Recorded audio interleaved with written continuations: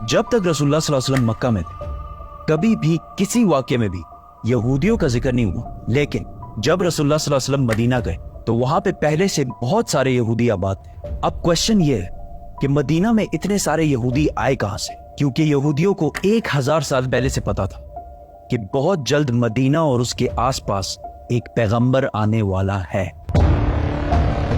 आज से तकरीबन 70 साल पहले 3 अरबी शेफर्ड्स फलस्तीन के पहाड़ों में अभी घूम फिर रहे थे कि अचानक उन्हें दूर से एक पहाड़ में एक गार, एक केव देखा। वो उस केव के अंदर गए और उन्होंने देखा कि उस केव में सिर्फ 2 जार्स पड़े हुए। उन्होंने ये जार्स खोल के देखे तो अंदर पुराने जमाने के कुछ पेपर्स और स्क्रोल्स पड़े हुए। उन्होंने सोचा पता नहीं कोई चीज होगी बस, तो उन्होंने बाजार जाकर थोड़े पैसों के बदले इनको बेच दिया। वहां से ये स्क्रोल्स किसी तरह अमेरिका के एक साइंटिस्ट के हाथ लगे, जिसको डायरेक्ट पता लग गया कि ये यहूदियों की आसमानी किताब तौरात है, लेकिन ये किसी अजीब से स्टाइल से लिखी हुई और आज के जमाने के सारे तौरात से मुख्तलिफ थी।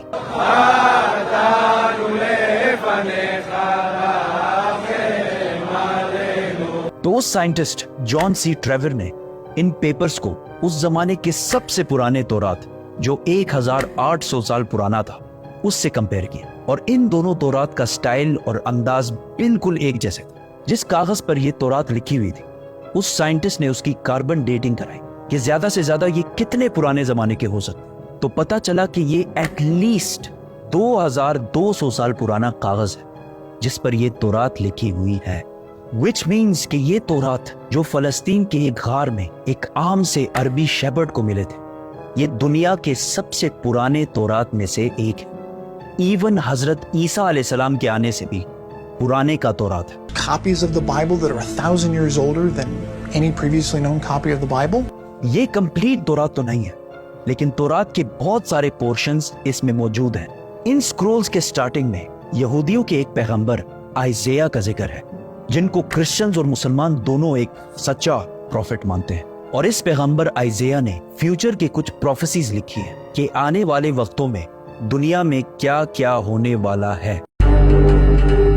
पहली प्रोफेसी ये थी कि बख्त नसर बेबीलोन का बहुत ताकतवर बादशाह, जिसने हजारों साल पहले यहूदियों की बिल्कुल हिटलर की तरह तबाही फेर दी थी। इस तौरात की पहली प्रोफेसी ये है कि अभी तो बख्त नसर हमारे ऊपर बहुत जुल्म कर रहा है, लेकिन बहुत जल्द एक शख्स इसकी हुकूमत को तबाह और बर्बाद कर दे और यहूदियों को उनके इलाके में वापस आबाद करे।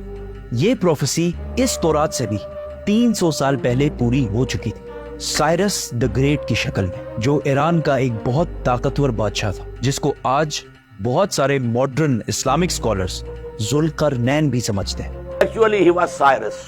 He was the king of Persia. ये भी एक बहुत इंटरेस्टिंग स्टोरी है, तो सब्सक्राइब। इस तौरात की दूसरी प्रोफेसी की वजह से यहूदी मदीना में आबाद। इस दुनिया के सबसे पुराने तौरात प्रोफेसी कुछ ऐसे है, देखो मेरा गुलाम जिसे मैं कायम रखता हूं, मैं अपनी रूह को इसमें डालूंगा और वो दुनिया में इंसाफ कायम करेगा, और जब तक वो जमीन पे इंसाफ कायम ना कर ले वो पीछे नहीं हटेगा और ना उसे कोई कुचल सकेगा, और मैं बुतों को अपनी तारीफ छीनने नहीं दूंगा। और जिन आबादियों में कैदार के लोग रहते हैं खुश हो जाएं।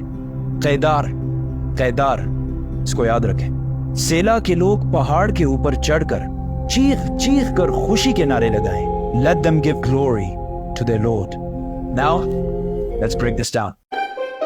सबसे पहले कहा गया है कि कैदार के लोग खुशियां मनाएं। तो अब ये कैदार कौन है और कहां है? कैदार इब्राहिम अलैहिस्सलाम के बेटे इस्माइल अलैहिस्सलाम के दूसरे बेटे का नाम, और इस कैदार के बच्चों ने अरब में एक बहुत बड़ी सल्तनत कायम की, और रसूलुल्लाह सल्लल्लाहु अलैहि वसल्लम भी इस्माइल अलैहिस्सलाम के इस बेटे कैदार की नस्ल में से। दूसरा जिक्र है बुतों का। उस जमाने में सबसे ज्यादा बुतों की इबादत अरब में की जाती थी। अब इससे यह तो क्लियर है कि पैगंबर अरब में आएगा। प्रॉफिट आइज़ाया ने तौरात में दूसरी प्रोफेसी ये की थी कि सेला के लोग पहाड़ पर चढ़कर जोर जोर से खुशी के नारे लगाएं। ये सेला लफ्ज SELA आज भी तौरात में इसी तरह लिखा जाता है। अब ये सेला अरब में किधर है? This is very interesting. मेरी बात ना माने, गूगल मैप्स तो सबके पास होता है। गूगल मैप्स पर लिखें सेला अरब, اور سر دبائیں. آپ سیدھا اس پہاڑ کی لوکیشن پر پہنچیں گے. یہ پہاڑ آج بھی مدینہ میں ہے, اور صرف مدینہ میں ہی نہیں بلکہ مسجد نبوی کا سب سے نزدیک پہاڑ یہی سیلا پہاڑ ہے. مسجد نبوی سے یہ پہاڑ صرف 500 میٹر دور ہے, کلومیٹر بھی نہیں, میٹر. تو تورات میں سیلا کے لوگوں کو کہا گیا ہے کہ پہاڑ پر چڑھو اور خوشی کے نعرے لگاؤ, کیونکہ تمہارے پاس ایک ایسا شخص آنے والا ہے جو پوری دنیا میں انصاف قائم کرے.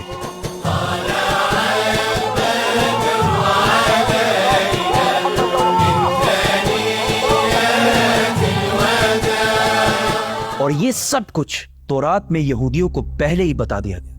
یہودیوں کو اس بات کا پورا اندازہ تھا کہ بہت جلد مدینہ میں ایک پیغمبر آنے والا ہے. تو آہستہ آہستہ بہت سارے یہودی فلسطین سے مدینہ اور اس کے آس پاس شفٹ ہونا شروع ہوئے کہ کاش ہم اس پیغمبر سے مل سکیں.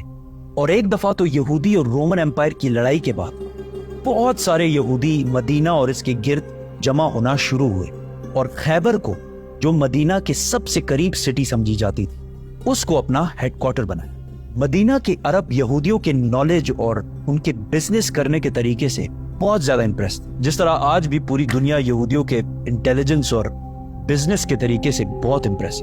آہستہ آہستہ مدینہ میں یہودی بڑھنے لگے, اور مدینہ کے عربیوں اور یہودیوں کے درمیان لڑائیاں ہونا شروع ہوئی. اور ہمیشہ یہودی مدینہ کے عربیوں کو کہتے تھے کہ آج تو تم لوگوں نے جو کرنا ہے کر لو, لیکن جب ہمارا پیغمبر آئے گا تب ہم تم لوگوں کو نہیں چھوڑیں. مدینہ کے عربی ہمیشہ اس بات سے ڈرتے تھے کہ کہیں واقعی ان کا پروفٹ آ کے ہمیں ختم ہی نہ کر دے. مدینہ والوں کو جنریشنز اینڈ جنریشنز تک یہ بات بتائی جا رہی تھی, جس کی وجہ سے مدینہ والوں کو یقین ہو گیا تھا کہ بہت جلد ایک پیغمبر آنے والا ہے. اس سب کے درمیان اچانک ایک دن مکہ سے ایک آدمی مدینہ آیا جس کا نام تھا مصعب بن عمیر, اور انہوں نے مدینہ کے لوگوں کو اسلام کی دعوت دی اور بتایا کہ مکہ میں ایک عربی پیغمبر آیا ہے جس کی بات کوئی بھی مکہ میں نہیں مانا. یہ سن کر مدینہ والے حیران ہو گئے کہ ایک عربی بولنے والا پیغمبر, ہو سکتا ہے یہ وہی پیغمبر ہے جس سے یہودی ہمیں بار بار ڈراتے رہتے. تو مدینہ والوں نے ڈائریکٹ دنیا میں سب سے پہلے اسلام قبول کر لیا. یہودیوں کو جب اس بات کا پتہ چلا کہ ہمارا پیغمبر تو عربیوں میں آ گیا, تو انہوں نے صاف ڈینائی کر دی کہ یہ وہ پیغمبر ہے ہی نہیں. لیکن پھر بھی کچھ یہودیوں نے اسلام قبول بھی کیا اور اسلام کے لیے جان بھی دی.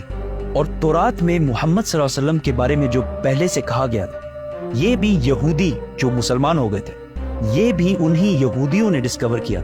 اسی لیے حضرت سلمان فارسی کو بھی ایک کرسچن پریسٹ نے مدینہ ہی بھیجا تھا کہ وہاں ایک پیغمبر آنے والا ہے. یہودیوں نے اس سب کو ڈینائی کر دیا کہ یہ وہ پیغمبر ہے ہی نہیں, اور صرف ان کو پیغمبر ماننے سے انکار نہیں کیا بلکہ رسول اللہ صلی اللہ علیہ وسلم کے خلاف ہر طرح کی سازش بھی کی.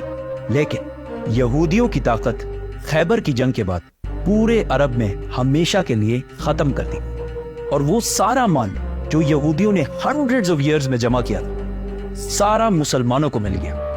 اور مکہ والوں کو بھی پتا چل گیا کہ خیبر کے بعد اگلی باری مکہ والوں کی ہے.